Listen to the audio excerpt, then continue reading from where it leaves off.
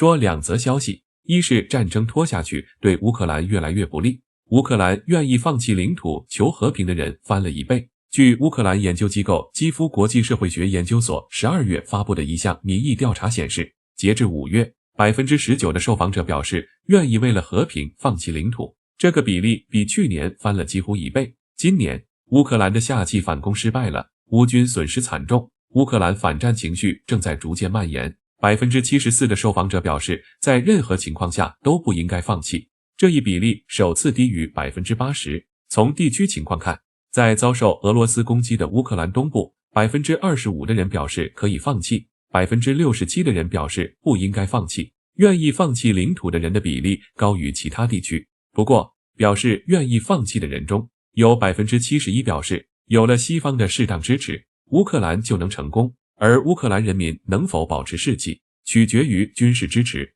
12月26日，乌克兰议会网站周一晚间发布的一项法律草案文本提到，还要动员50万人参军，并且计划将入伍年龄从27岁改成25岁。由此可见，乌军在前线损失惨重，乌克兰国内也没有多少合适的参军对象了，他们不得不计划修改当兵年龄。不出意外，乌克兰又有大批年轻人要跑路了。二是马林卡被认为是顿涅茨克的门户，绍伊古向普京汇报时称，马林卡将彻底解放，注意这里的用的是将字。自2014年俄罗斯支持的武装分子占领顿涅茨克东部和卢甘斯克地区的大片地区以来，乌克兰一直将马林卡作为防御屏障。最近几周，俄罗斯军队加强了对前线几个关键地区的攻击，该地区的长度超过1200公里。除了马林卡之外，俄军还试图围攻顿涅茨克附近的另一个战略据点奥迪夫卡。与此同时，乌克兰军队正试图在南部第聂伯河东岸的一座桥下建立阵地。